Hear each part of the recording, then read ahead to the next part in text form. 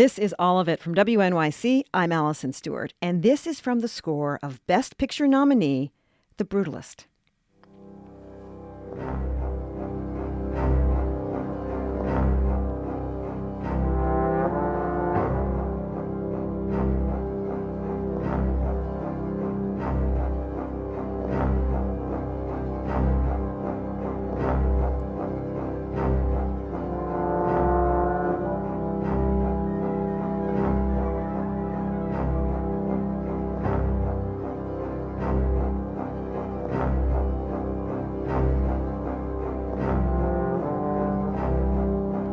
The composer of that score is my next guest. Daniel Blumberg worked with musicians all over the world to create a score that felt like a cohesive collage. The result is as epic as the story of Hungarian architect Laszlo Toth coming to America, but also as intimate as the love story between Laszlo and his wife. That theme and the rest of the excellent compositions earned Daniel Blumberg an Oscar nomination for Best Original Score, and he joins me now as part of our series, The Big Picture. That's when we speak to Oscar nominees who worked behind the camera to make excellent film. Daniel, it's so nice to have you on the show. Thank you for having me. When were you first approached about composing The Brutalist? Well, I've been friends with the director, Brody, for many years. And he sent me the script as soon as he'd finished writing it. So we started working on it straight away.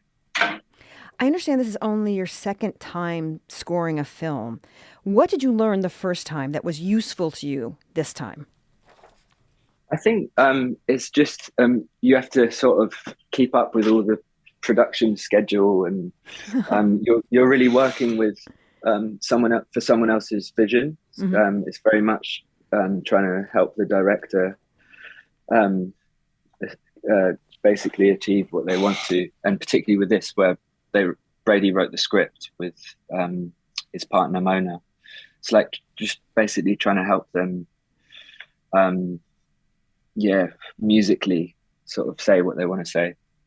Well, what did Brady Corbet tell you about what he wanted to achieve with the score of this film?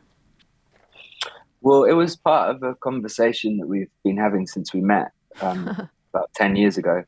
Just everything, we've always spoken about music and art and films that we love. But we spent a lot of time together. I was staying with him during the shoot, and since the pre-production started, and we were living in the same apartment, and we worked very closely together throughout the whole thing. You were living in the same apartment? Yeah. He had a place in Budapest, and I had a room in his apartment with a keyboard, and we sort of huddled together around the keyboard when he got back from set and worked on the cues, because he wanted to shoot a lot of the music, a lot of the film to music.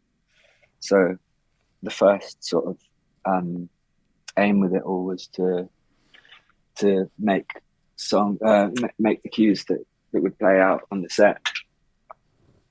That's so interesting. The idea that you were with your keyboard down the hall. He comes home from the set, says, "Hey, this happened. What can we do with this information I'm giving you?"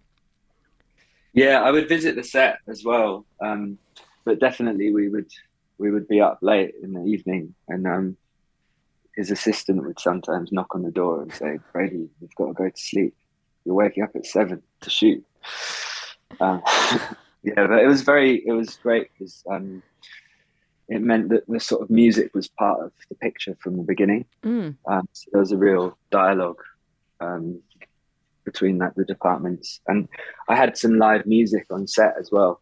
I got a jazz band from to come and play on set, and that was the first day of shooting. So like the cinematographer could move the camera to the music, and Adrien, the lead actor, was able to sort of respond to the music in real time. That's interesting. What did you learn from watching them respond to the music in real time? Well, I think then when we went and they did the edit, and then we were in post-production, you're sort of looking at the picture and you feel like really part of that world. So it's easier to make decisions when I'm working with musicians afterwards, because I sort of feel like I'm part of the world. So my instincts kind of can react to the story and Brady's vision. My guest is Daniel Blumberg, composer for the score for The Brutalist. He is nominated for Best Original Score at this year's Academy Awards. The opening scene includes your overture, and it begins with the ship overture. It's the chaos of the scene is really reflected into the music. Let's listen to a little bit, and we can talk about it on the other side.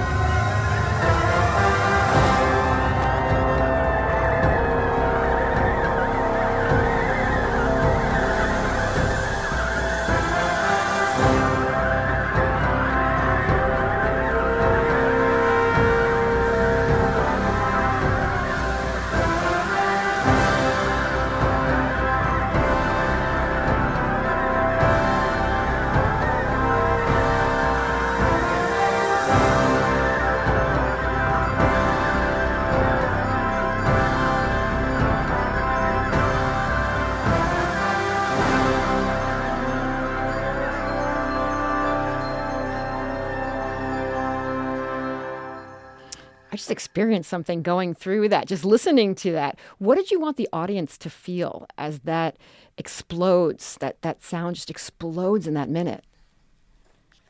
Well, we always spoke about the overture, the first 10 minutes of the film being constant music. And we wanted to introduce all the sort of protagonists, the musical protagonists of the score. There's some amazing players, like Evan Parker on soprano saxophone, and Axel Dorner on trumpet, Sophie Annual on piano, and they're really special artists in their own right. And also the soundscapes, like the sort of sonic world of what the score would be. So introducing all the instruments that you'd hear. But it was a real collaboration with the sound mix as well. So like they would send a sketch, and then I would sort of have to speak to Steve, who was doing the sound, about how the tubas would interact with the sound of the ship. And yeah, one of the interesting things about that conversation was he sent sirens for the opening of the film, and I ended up getting all of the brass players to play sirens at the end of each session. So there's this cacophony of sirens being played by the brass at the start. I want to talk a little bit about Laszlo's theme. I want to play 3 clips. Let's hear it in its most simple form from the library.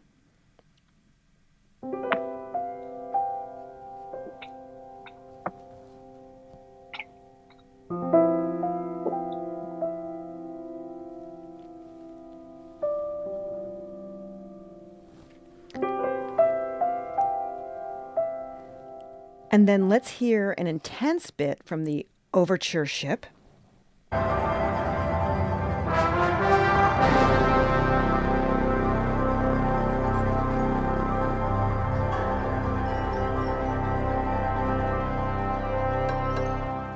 And now let's listen to once again from the library.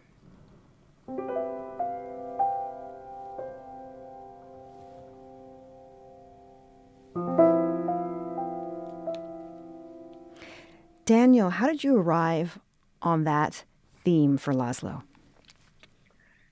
Well, I'm not. I don't know music theory and stuff. So when I write, I sort of try and use my instincts and just retain the conversations I've had with Brody.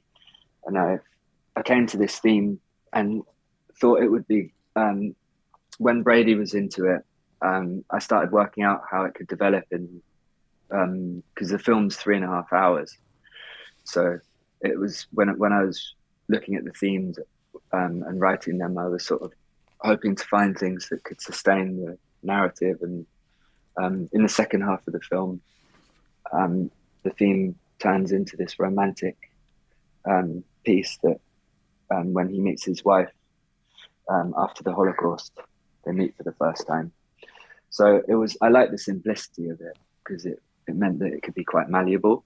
Mm-hmm. And the library sequence was an amazing pianist called John Tilbury, he's 88 at the time we recorded. And he just has a really beautiful touch on the piano. And I actually put microphones on him so you could hear his presence, because it was sort of married to the artistic journey that the character Laszlo was going on through the film. So me and Brady wanted there to be like this feeling that the pianist is present throughout the film. All right, there's two things you said I have to ask you about. You don't know music theory? No, I can't read music, or I don't write it down on paper. I just sort of do it by ear. And then you give it to someone who will transcribe it? Is that the way it works? No, I don't really use notation at all when I work. There was actually the bus theme. My friend who knows, he studied jazz and he knows how to write music down. And for the I worked with a brass trio, and he transcribed this demo that I did for that. But in general, I like to just work by ear with the musicians, and I show them things on the piano, or I have a little keyboard that I'll play something to, and then a lot of it's done through communicating. Just talking about it and listening together and trying things. The movie has a built-in 15-minute intermission. Anybody who's seen it knows. And the music is composed by you. And I believe it's by the pianist you mentioned earlier, yes? The intermission? Yes. Yeah, that was really beautiful collaboration, because I recorded him, all of the recordings with John were done in his garden. He has this sort of shed in his garden where he has a grand piano. And so I had a portable recording setup, and I'd mostly work with the musicians where they were comfortable. And with him, it was in his garden in Kent. You can hear birds walking on his roof, and him sort of scribbling notes on his stave, because he was trying to work out how to introduce klezmer to the piece that I'd written. And I recorded him in real time, trying to work these things out. And the theme, the Ezra Betts theme, starts to emerge. And Brady and I really like that quality of someone, working something out during the intermission. And I really like that recording. Well, let's listen to a little bit of the intermission.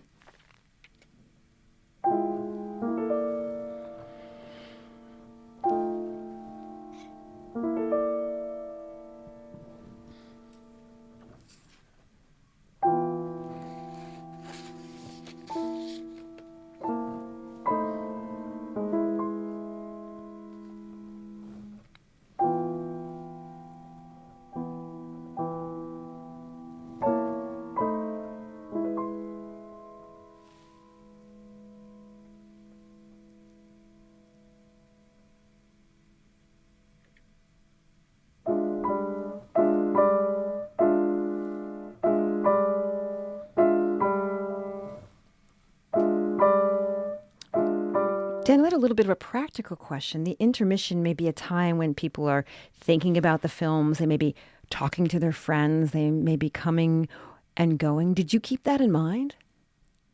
Oh, yeah, definitely.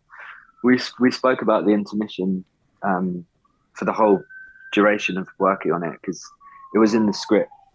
And that was definitely a consideration that we wanted it to acknowledge that people might be leaving the room or having a conversation, and I think the fact that it's that dynamic recording where you can hear his sort of his piano stool creaking, and birds walking on the roof and all that.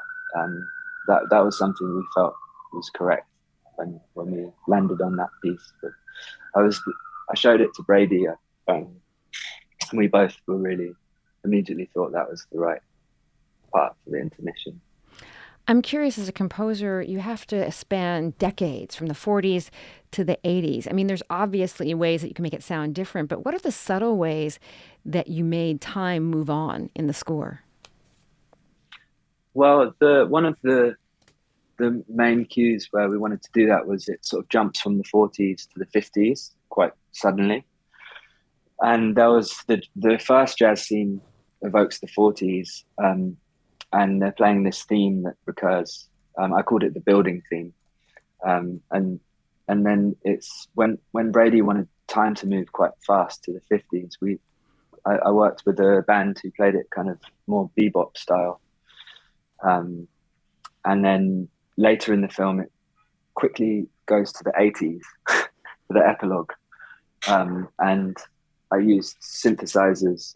I worked with Vince Clarke from Depeche Mode and Yazoo, because he really defined the sound of the 80s to me. And I was really excited because the whole score is acoustic instruments. And then it was really exciting, the idea that people would be sitting in the audience for 3 hours, and then suddenly these digital sounds would appear.